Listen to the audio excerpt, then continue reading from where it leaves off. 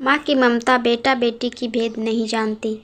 मिताली बहू, कल अहोई अष्टमी का व्रत है। तुम तो ये व्रत नहीं करोगी। जानवी यहीं आएगी व्रत पूजन को। तुम तैयारी कर देना सब। सास शीला देवी अपनी बहू से बोली। पर माँ जी, मेरे भी तो अब बेटी है और ये व्रत संतान के लिए होता है, तो मैं भी तो ये व्रत करूँगी। मिताली बोली। पगला गई है क्या? लड़की है तेरे, लड़का नहीं जो व्रत रखेगी। जब पूत हो जाए तब रखियो व्रत, समझी? जा जाकर काम कर अब। बड़ी आई व्रत रखने वाली। शीला देवी गुस्से में बोली। मिताली की अभी 2 साल पहले ही शादी हुई है और उसके 8 महीने की बेटी है। बेटी होने से वैसे ही शीला देवी खुश नहीं थी। उस पर उसके लिए व्रत करना उन्हें रास नहीं आया।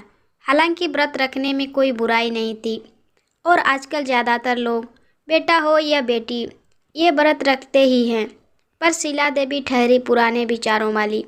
उन्हें गुस्से में देख मिताली ने वहाँ से हटने में ही भलाई समझी और काम करने लगी।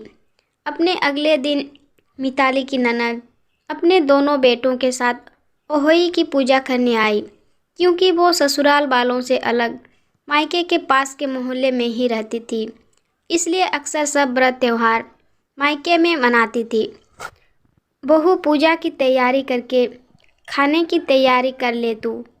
दोपहर के समय शीला देवी बहू से बोली। जी माँ जी। मिताली पूजा की तैयारी करने लगी और जैसे ही उसकी ननद और सास पूजा करने बैठी, वो भी आ गई। अरे, तू यहाँ क्या कर रही? जा जाकर खाना बना। शीला देवी उसे देख तू बोली। माँ जी, मेरा भी व्रत है तो पूजा तो मुझे भी करनी है। मिताली शांति से बोली। मना किया था ना, तुझे फिर क्यों रखा व्रत? ये बेटों की माएँ रखती है उनकी लंबी उम्र के लिए, और तेरे कौन सा कोई बेटा है? अभी जाकर कुछ खा ले। जब बेटा जने तब करियो ये व्रत। शीला देवी तनिक ऊंची आवाज़ में बोली। माँ जी, क्या बेटियों को लंबी उम्र की ज़रूरत नहीं है? आप भी एक बेटी की माँ हो और खुद भी किसी की बेटी हो।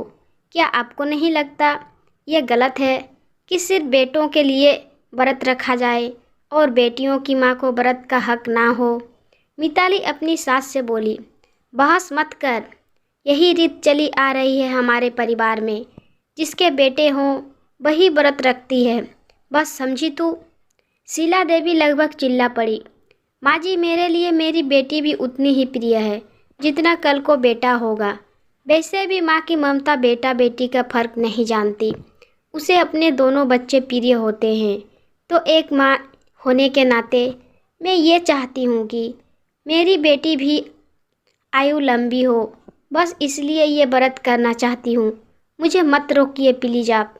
और आप सोचिए, बेटियों की लंबी उम्र नहीं होगी तो बेटे कहाँ से आएंगे? क्योंकि आज की बेटी ही तो कल किसी की बहू होंगी और बेटे को जन्म देगी। मिताली नम आँखों से बोली। सही तो कह रही है भाभी माँ। बेटी पैदा होने में ही भी माँ इतना ही दर्द झेलती है जितना बेटा पैदा करने में। एक माँ के लिए उसकी दोनों संतान बराबर होती है, ममता होती है। फिर क्यों और कैसे वो भेदभाव करे? कैसे बस बेटों की लंबी उम्र को व्रत करे? ये तो गलत है ना।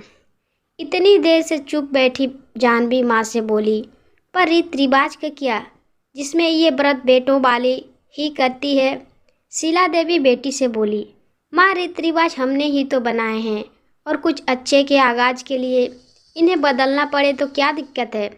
जितना आपको मुझे व्रत रखने का हक है उतना भाभी को भी है, क्योंकि वो भी एक माँ है।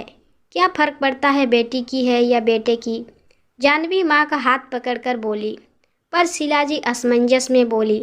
पर कुछ नहीं माँ। क्या आप नहीं जानती मेरी लंबी उम्र?